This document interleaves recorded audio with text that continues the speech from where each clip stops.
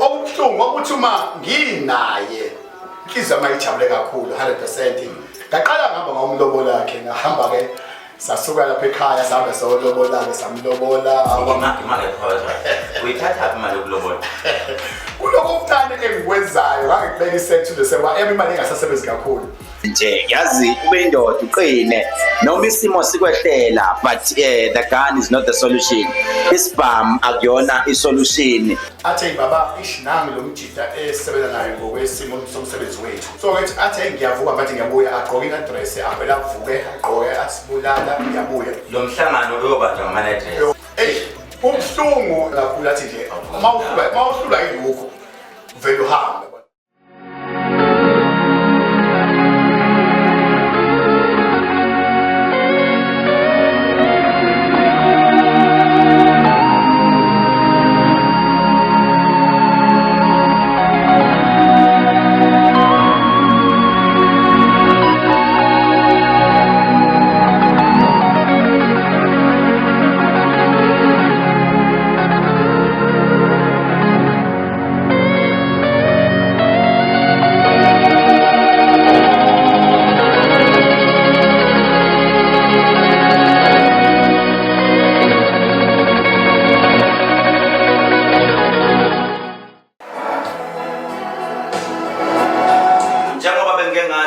Ngathi mina nihleli nami isintu sami igama lami ngudokotela uKethelezi Dr. K-Online. Sinjalo ke niyazi ke masekushaya isikhathi usuke sekuyisona isikhathi lapho sithi thina sikhuphuka ngawe leyo nto isintu sami ku-Dr. K-Online. Sabona mbukele ekhaya siphinde sibikele nawe umlaleli lapho khona umusa sikhosana esikunika yena ngoba mnandi kakhulu lapha esikunika yona.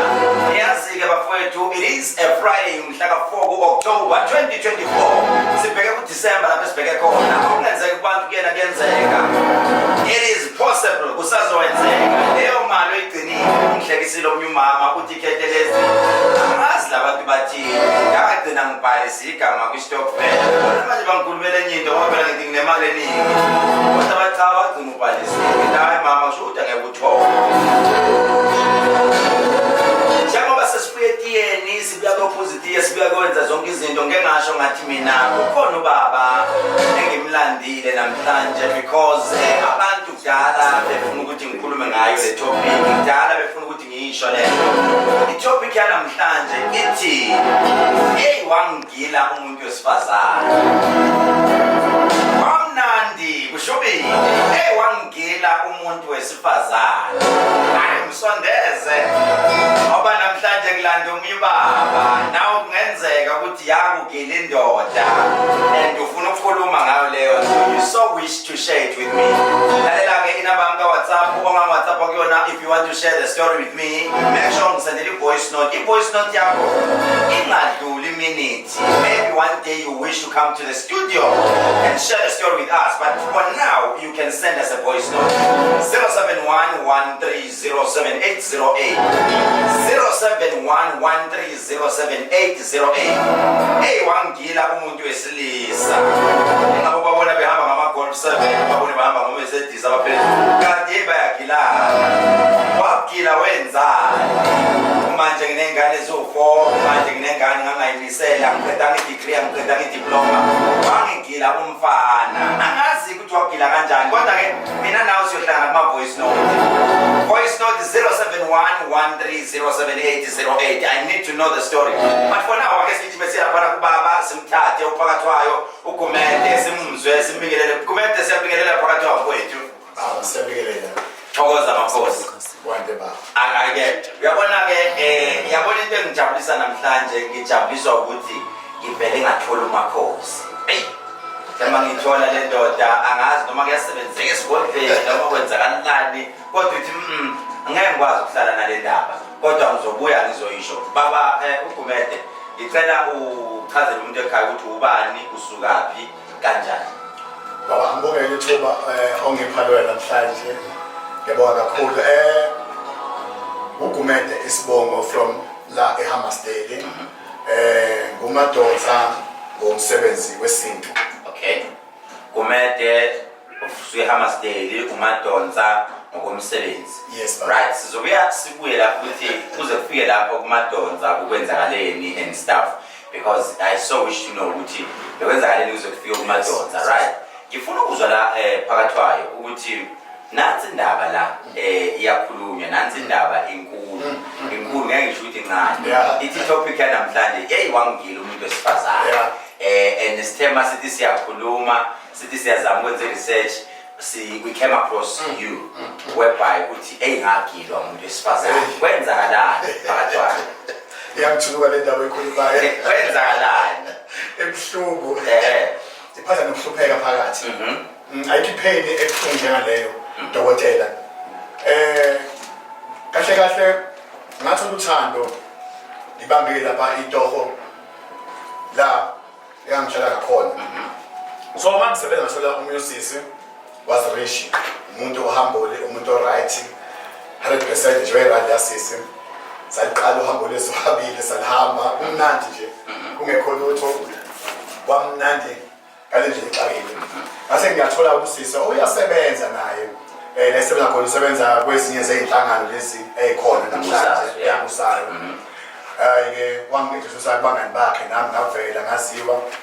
Uma sengaziwa kwamnandi nje nami ukuthi nami sengihamba nomuntu right.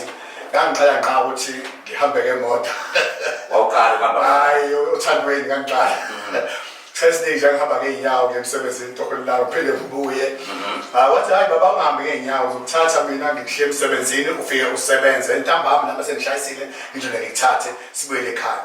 Hamba agcina nami sengikwazi la ihlala khona kufike ngilale kube mnandi. Ibe kanjalo nje. Imake lo nyaka lo owanini unini lo nyaka lo iyenzeka nini lento? So now senga 6 years ngiphumile lento. Okay, lalela ngifuna ukuthi ngi-update umuntu njengamanje sibuka ekhaya. This is Dr. Care Online okhuluma njengamanje udokotela uKhehlelezi ngihleli nophakathwayo insizwa esuka lapha endaweni yaseThekwini eHammersdale kwaziwa njengobaba uMadonsa Makhosi umelaphi wendabuko uyelapha. Isitori sikhulumayo is a true story. We will be giving you our numbers whereby if you want to make a follow-up noma ngempela ufuna ukuyazi le ndaba yenzeka nini ungayenza. Sizocela ukuthi ama-social worker nabantu abenza i-counseling asondele eduze bayibuke le ndaba ngoba it is rare noma kukancane ukuthola umuntu wesilisa ophumela obala ekhuluma ngokulimala, especially when it comes to love. Ngokulimala kabi sinabantu besilisa abaningi abalimele ey'nhlizweni zabo. They are emotionally damaged. Balimele ngokwemphefumulo, balimala ngezinto, baya-abuswa. But they are failing to go and report ukuthi si-abuzekile. Abanye baze beze kuthina esigodlweni, bazozama ukukhuluma. But uthola ukuthi kwesinye isikhathi uyazama ukumsiza ngomuthi umuntu. Kodwa uyibone enye into ukuthi ayidingi umuthi le, idinga ukuthi maybe counseling or le, idinga ukuthi nomama akahlaliswe phansi kukhulunywe naye. Ngoba kunabantu besifazane ababuswa imali imbuse noma iboss emsebenzini. You can be iboss emsebenzini but mawufika kwakho yehla indoda iyathotshela ithobele. But ungakhohlwa ukuthi vele sisenayo enye topic esizokhuluma ngayo, umuntu wesifazane owagilwa umuntu wesilisa. But for today sisaqhubeka ngale story. Hlala kanjalo nje siya lapho baba uphakathwayo Baba la engiyakhona emthenini ujabuliswa imoto, ujabuliswa thathwa ngemoto. Kwenzekalani la efika khona sekuthi seyithi clear lento ngoba ifike yakumenhlizweni? Kwenzakaleni la obona no sengiya-abuseka la noma engalimala and there is no turning back, angisakwazi ukubuyela emuva?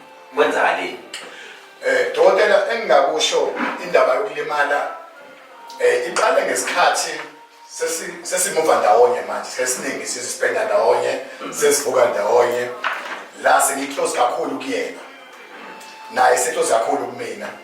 Nemoto sekwazi ukunikeza, ngikwazi ukuyishayela masihamba kube mnandi, nami sengijabule kakhulu. Kodwa ngiqinisa ukuthi ngangingenayo ukuthi okuphathekayo mina.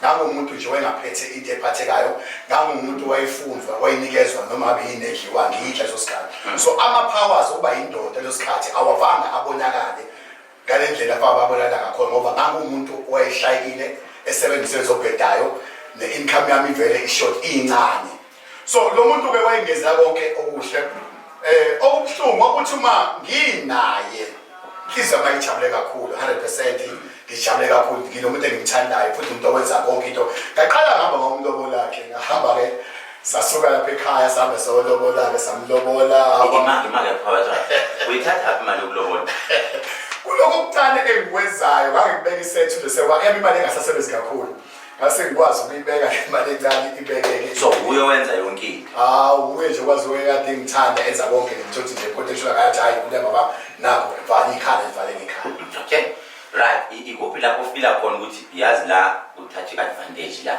obona khona no la sekuthatha advantage nami inhliziyo yami yazi yabuhlungu ikuphi lapho wabona khona kwenzakala isikhathi uma silele mhlawumbe sithi sesiyalala mhlawumbe la sikhona kumnandi umuntu wehlangane ukuthi nje ngabo something 1 o'clock kanibani bekhali khona athi baba ishinangi lo mjida esebenza nayo ngokwesimo somsebenzi wethu it's a political party yes so ngathi athi ngiyavuka bathi ngiyabuya agqoke address avela avuke agqoke asibulala ngiyabuya lo mhlangano uyobanja ngama-address yoba ngokunganaki-ke naphela bona uma wenzela izinto kakhulu uzokuthatha ngokunganaki bathi ngesilungu love is blind so it takes time to heal it's also blind ngahamba ngalalayo wahamba-ke nayo lo mhlawumbe 1 2 3 zokwazi shawo 4 bese bengaba 4 ekuseni athi hey baba inkinga laphana besinopetrol bade siwuthola obuhamba indlela yakhona so bengiqonda lo petrol abuye segqoyela sezolungisela manje ke ingane zihambe esikoleni nayo lungisela ukuthi naye emsebenzini so why ungamkhampani noma mayivuka ngo-1 ekuseni egqoke i-dress awusacabanga ukuthi ake ngimkhambe eyentutheneye ubuhlungu mangithi ngiyayibeka lento sisenze meeting naye avela dinwe kakhulu athi nje uma uhlula yibukho vele uhamba wena unalutho ubuhlungu ngabi nalutho ngaphatheka kabe ngayibona ngingelutho ngibe ngiyindoda lonto lokuyenza njalo mhlawumbe awulesihlahla mhlawumbe uphanda ney'thuko ophinda yenze lento alahleke umuntu ebusuku abuye abantu basibona njalo sindawo baze bathe nazi nabahle nayafanelana kanti abazi ubuhlungu owangisengiphila phansi kwakho ngoba sasingekho esiyisimo ngangingasenza ngoba vele ngangisebenza obhedayo ongenayo imali ethise thina sengibuya nakubo lo muntu sengibuya sengaziwa sengibuya nokumproposa lo muntu senza ngihambisa into zasekhaya kubo kwamnandi kodwa mina ngangingekho happy from there manje la emalobolweni ushuthi ayikho imali encane ayikhipha yena maybe lobola noma ekugcwalisela stop nje uma sekuyiwa ngasemaloboleni nje umuntu oyade VIP umuntu omuhle lo oyithanda wazama nawe ukulekelela phela ukuthi baba kungase kuba yihlazo kakhulu phela asilekelelana lapha ukuze into yethu nawe ibe ngoba nawe nabangani aba-right so mabezile umcimbi wethu wafike ku-right all right this is Dr. K hleli nami-ke njengamanje indumandumane edume ezizweni isithatha somdlebeno njela mzima bejembeje mbazone badadithiyo zamadoda ebomna basetete nabasenyibane konke okwazi igazi indaba ikhalamanzi dictionary indaba ithithi umndeni hleli naye kwaphakathwayo madonsa phansi endaweni yasehammersdale laphana nje nasesikolweni okhosini primary school umthola khona lapho umthola khona umakhosi lona sihleli nje hayi siyahambisana uyangikabulisa uyangithatha uyangibeka uyangidodisa uthi indoda ngiyakukhulisa nawe iba indoda njengamanje ngoba kulezinye izinto engidinga ukuthi ube indoda ungasabi nje yazi ube indoda uqine noma isimo sikwehlela but the gun is not the solution isibhamu akuyona isolution ungalinge usithathe isibhamu uthi ufuna ukuthi ulungise isolution njengaleso sikhathi okusuke kwenzeka iyangidodisa le ndoda idodisa nomuntu osekhaya uthi isolution akusona isibhamu because if you took a gun wathi ake ngiyilungise lento namhlanje ngakusejele ngizothi kuwena lesistory sibuhlungu ngizwa kujula enhlizweni uma ngibone indoda ikhala indoda ithi ngathatha inkomo zikababa ngasisemzini kwenye indoda only to find ukuthi yothatha inhliziyo ebuhlungu zoyifaka mina khona-ke amadoda njengamanje abukayo ahlukume bahlukumezekile emakhaya, bahlukumezekile kodwa bayasaba ukukhuluma, bayasaba ukuhlala phansi. Sometimes talking can heal you, and it can even heal your soul. This is Dr. Ken. Kanjalo ukhumbule ukuthi mase sikuthintile noma sikunyathele uhleli nesithandwa sakho wasidlisa. Sixolele kakhulu mfowethu, sixolele kakhulu mama, sixolele kakhulu sisi.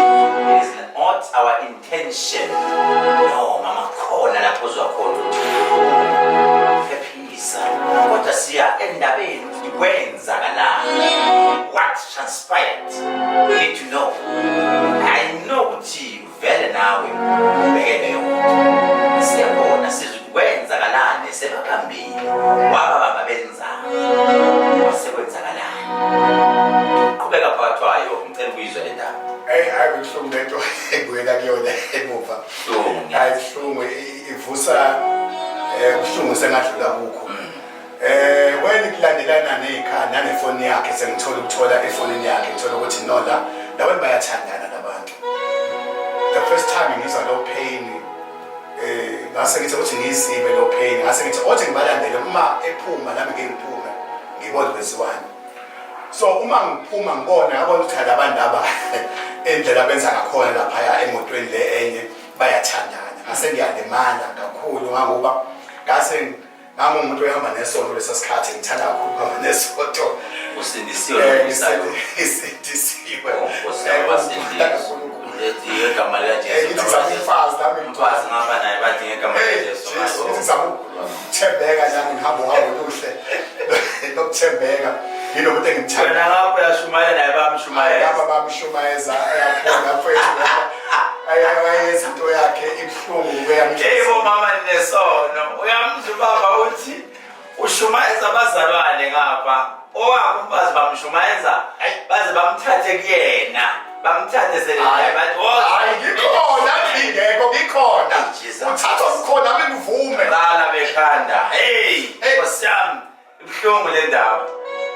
After all la ngabona khona ukuthi Jesu waze wangishiya la ngathatha khona ngasizonda umuntu wangisiza ukungani wami ohlala eHammersdale ngingakahlala eHammersdale ngihlala ngale ngifika ngokuvakasha nje ekhaya wathi awuze my brother ngapha ngiyabona isimo sesihlungu ngangikhala imini nobusuku ngayekasho ukusebenza ngibuka lo iyanjabulo yami ingasengekuyona nezinga ngangisengiphila selihlukile ngabuyela phansi ekhambeni ngetekisi kubuhlungu ngala ebusuku ngimcabanga ngimbone eduze kwami ngimthanda ngizimisele ngaye akekho lento oyibuza lokuhluka ngikuzwa ngoba ngicabanga ukuyibulala ngithatha isibhamu ngidubule kuthi angiphotheweni kuthi angenze noma yini noma ngidle usheve endlini ngife nje kuphele ngami.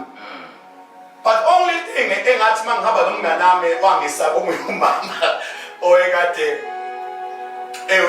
umakhosi. Ngiyangifuna ukuyadala ukuthi ikhona yini inyathelo wayithatha maybe uzama ukuyiphindiselela noma uzama ukuthi ulashwe noma uzama uthini yini oke wayenza njengoba usungena la kule kamakhosi. Umakhosi mayifika uthini nenzani? Mangifika amakhosi ngangiphelezela yena kahle kahle. Yeah. Kwawena oyefuna ikhafulo lapha. Sokubuyisa umuntu wakhe beneyinkinga lapha umuntu wakhe. Umakhosi wasethi no ngiyakubona wena but kunomuntu osemnyako ohamba naye. Yeah. Ngidinga yena la ngaphakathi kubi isimo sakho ngoba ngibona amathunzi. Emsibeke noma yini ukuhamba naye angafa noma yini. Ovele waconfessa ngaphakathi wathi hayi vele. Hayi uqonga ngisekaningi imkhuze ibulala. Ngamhlenga ngathi akangayizi lonto. Lapho ngisemnyako mina ngitenda ukuthi ngikuphi ngiphezela umngane wami nje phela uze la empeni zakhe futhi naye zokushuna ulimele ngakidela ngibeka amendlele silimele sobabili Ilimele nomngane wakho nebhadi yokulimala silimele nje sobabili kodwa yakhe indlela ingcono ngoba owakho usabonakala esondela noma emphusha ngekhafu uJoe esondela owami umuntu kwaso ukuthi angisafuni nokusondela mina kuyena wena ongasafuni yibe ngasafuni naye vele wabona usengiyambamba wathi sibuyi over phela baphela kanjani masephelile isibhamu ngangisipoleka njalo kubangani bami ukuthi ufuna ukusithatha bese ngiyayishaba ube kanye lo makhosi owangibizayo yena yedwa la mama wesifazane lenkosi yami esebenza ngabalozi bende bekhale njalo bathi biza lapho osemnyango ngabizwa ngafika ngapha wathi yona baba ngibona ubuhlungu kukho kodwa after ubuhlungu kukho ngibona idalwa zakini zikufuna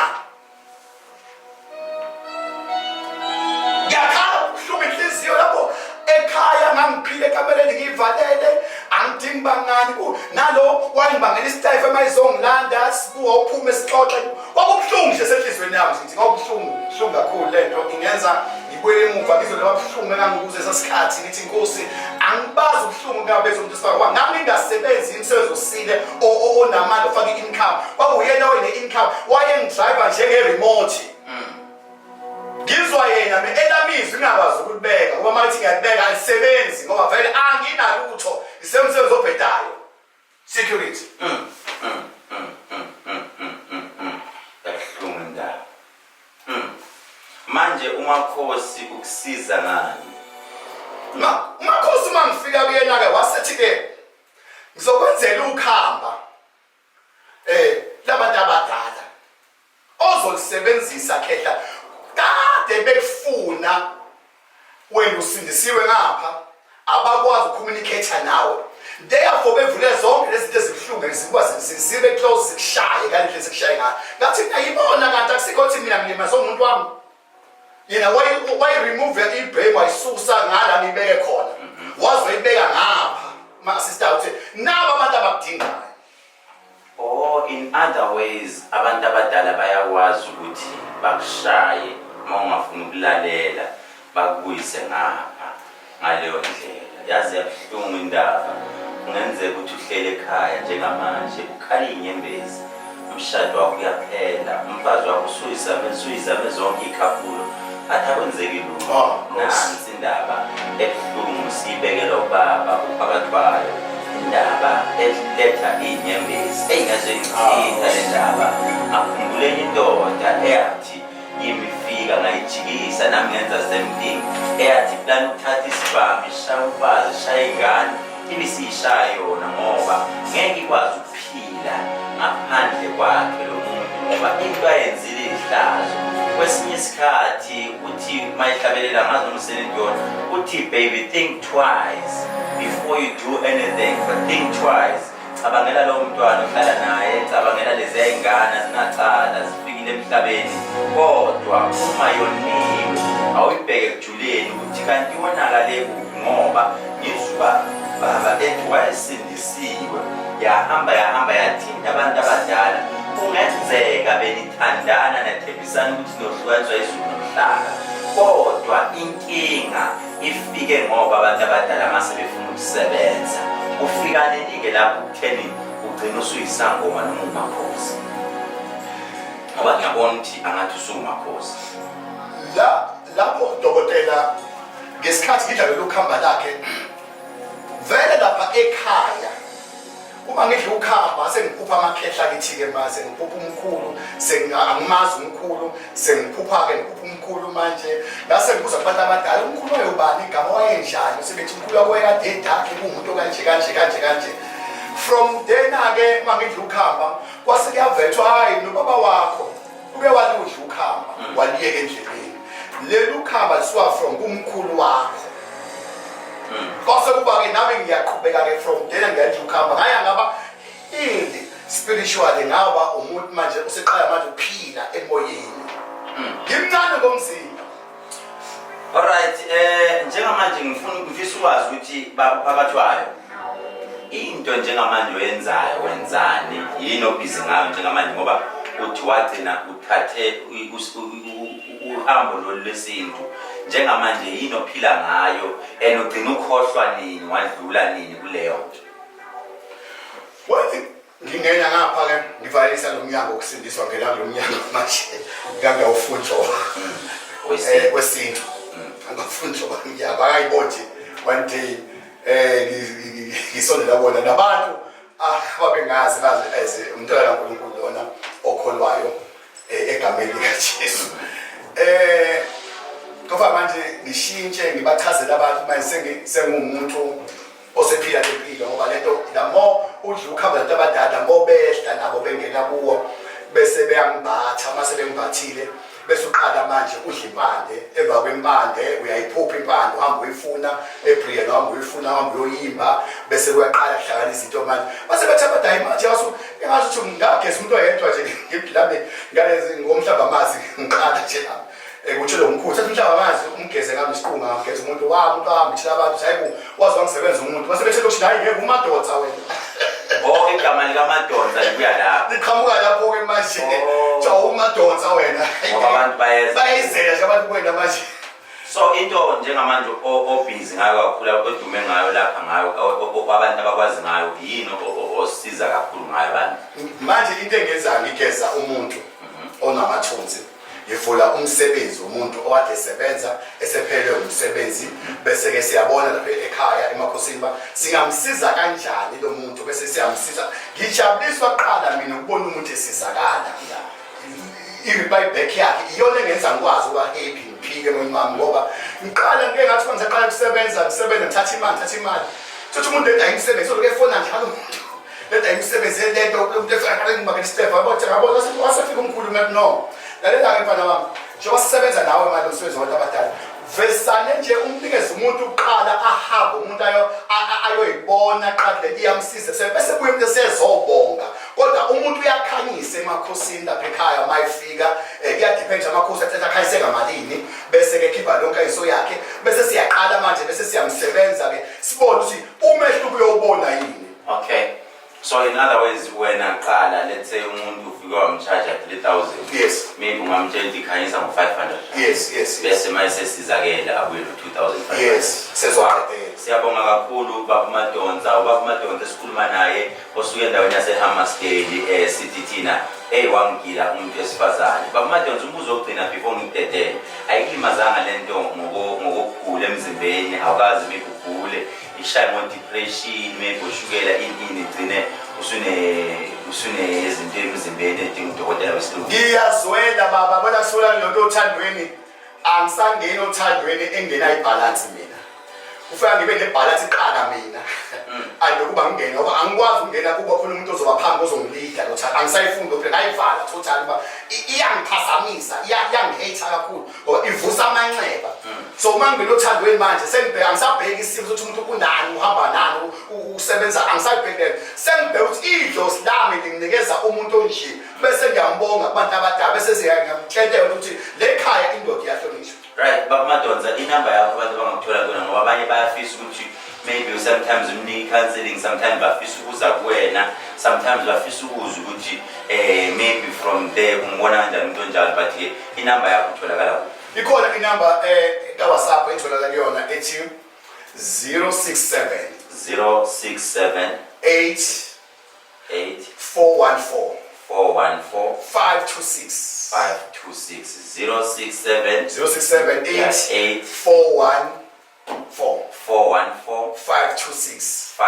526 ubaba Madonsa lo esihleli naye umakhosi owagilwa umuntu wesifazane ngicela ungisendele ivoice note enambeni ethi 071 1307808 udokotela uKhethelezi lo ukhuluma naye ohleli lana okungenzeka futhi siyaphinda siyakutshela siyakucebisa ukuthi ungalinge ufake imali makuthiwa faka imali uKhethelezi uzokuhlolela online noma uzokwenzela imali esheshayo asiyenzi lento la ekhaya mawufuna uKhethelezi utshaya nje lezi inamba ezila ezansi oyibonayo la nazi inamba zala ekhaya every Monday, Tuesday, Wednesday sikhona eThekwini Thursday, Friday siyatholakala eGoli njalo ngomgqibelo sikhona kanti isonto likhona #isithelo sikaJehova sikhona ungalibali sicela usubscribe njengamanje njengokubuka siyoloke sikunike njalo iyeze evuthayo futhi intombazane yagilwa umuntu wesilisa. What an interesting story and also touching story.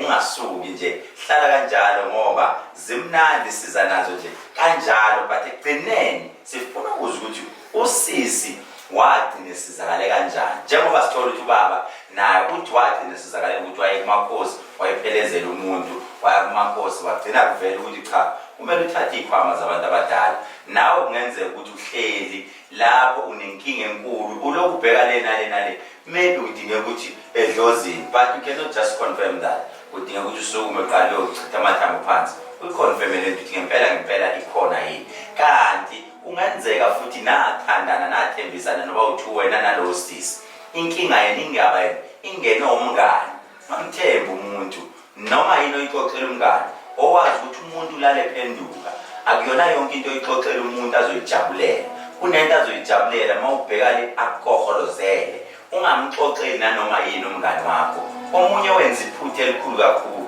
xoxela umngane uthi yena mayilala nomakoti wakhe ekamela balala kanjani uyakhona ukuthi umngane uyahalela phela naye unemizwa ayixoxe into enjalo ngoba uzoba senkingeni yabonga kakhulu ngiyakuthanda share phela unike nabanye batshele bazosibuka ihlale kanjalo nje makukhona esibathintile bafowethu bathinteka sithi yobe siyatholisa siyacamagiswa kumakhosi nabo bonke abanye odokotela akhohle usendele ivoice note noma ukuthi wagilwa umuntu wesilisa kodwa lesho asibambe magqubu ukuthi uzoshaya umuntu asithinti igama lamuntu cha sifuna ukuzwa ukuthi wagileka kanjani ngiyathanda bafethu emakhaya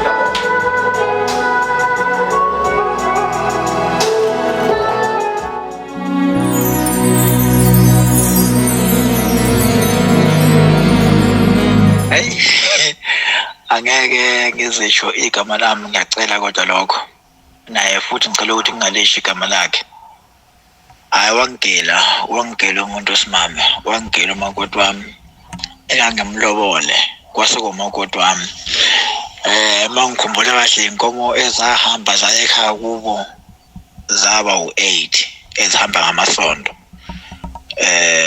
kuyimanje into leyo yenzeka ngeminyaka bo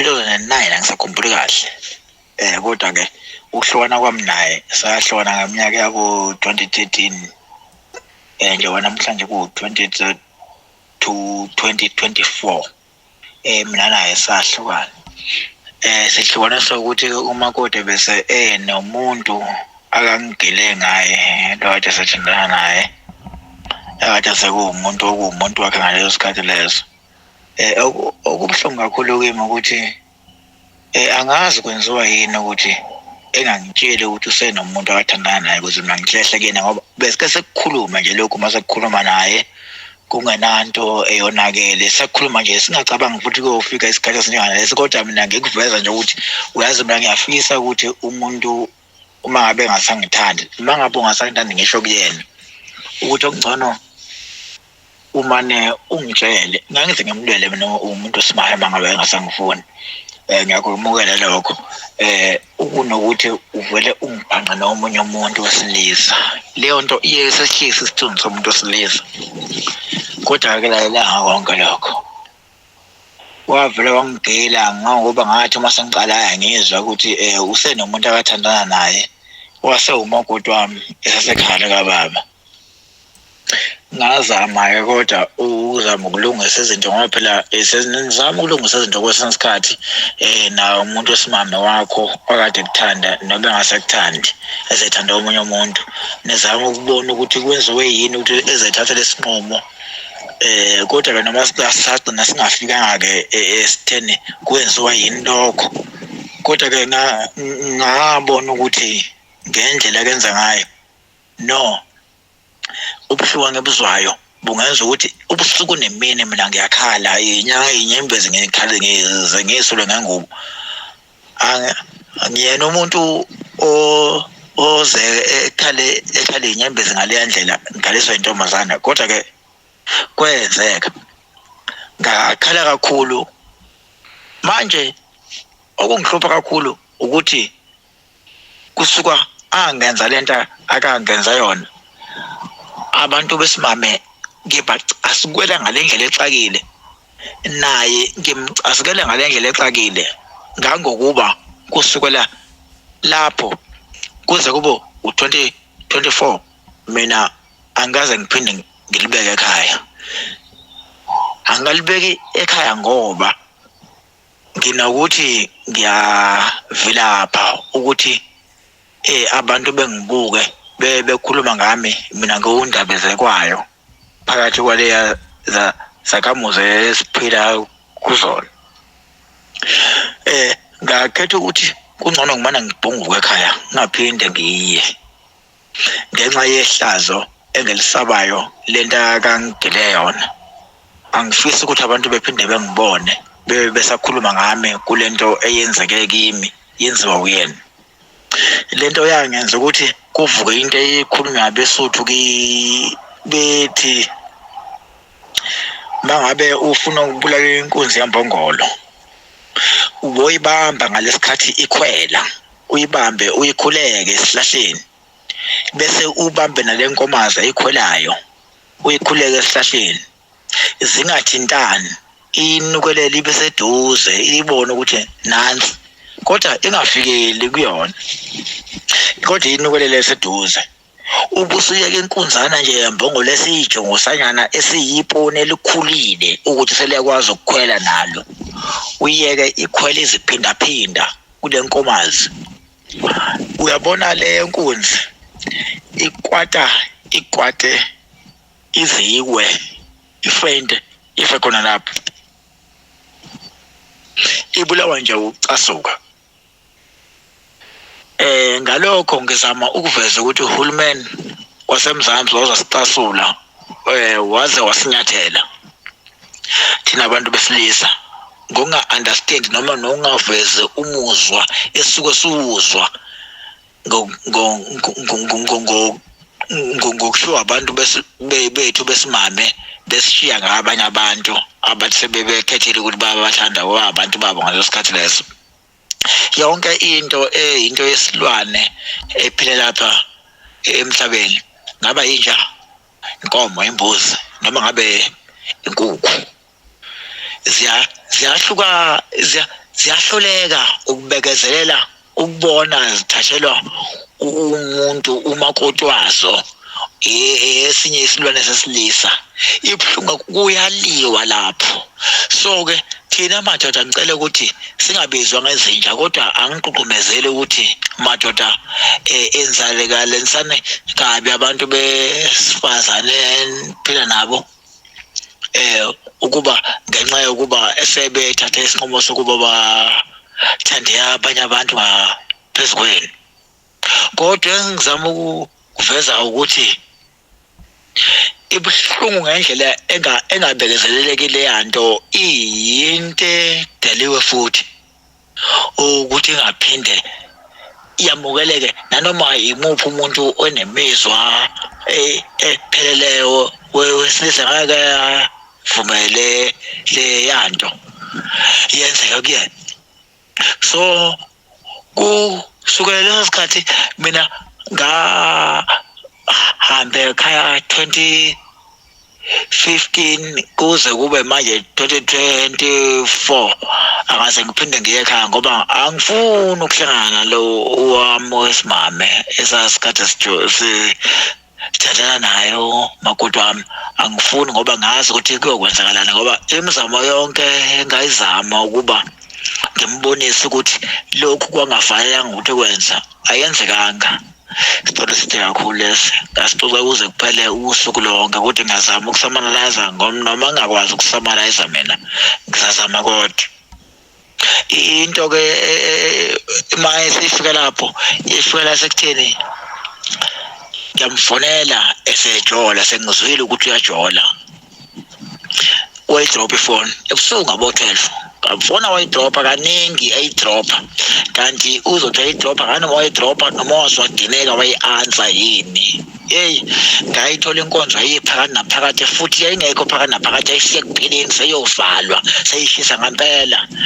Umuntu wayedelwe ngendlela yokuthi-ke ukhala njenge-ambulance, ethi ekhala futhi ingcono i-ambulance ngoba yena uthi ekhala ebecoce indaba eningi akazixoxa ngomlomo wakhe.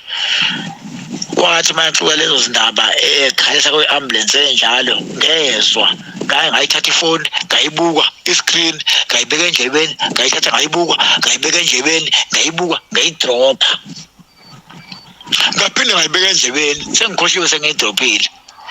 Wasefona same time kungaphela ngamasekendi ingaphelanga ngisho iminute, wangithethisa wangihahabuza kabuhlungu kabi, kabuhlungu kabi, angihahabuza ngehla ngisatidekile wasethi uthi wasangifuna engilandelele yini mhloko awayiboni nje ngathi mina yini kwenze njani ngehla phansi oyivala ifoni ngaphinde ngafona futhi sekufuna mina ke manje angazi noma wayesetshelwe uyini umnakwethu ukuthi musokukhuluma phela naye kanjena okwenza ukuthi mase ngifona sekuyena ophansi ngale ndlela mina ngithi ngiyiphansi ngayo mina ikhona manje umqondo wami ngibuye ukwenzakalani la waseke engiphendula ethi hayi ngiyaxolisa ngicabanga nje ukuthi ichitho senziwa ichitho ezisenzayo ukuthi ekwenzeke ngale ndlela ekwenzakala ngayo noma ngazi ukuthi kwenzakala yini kodwa ngiyabona isichitho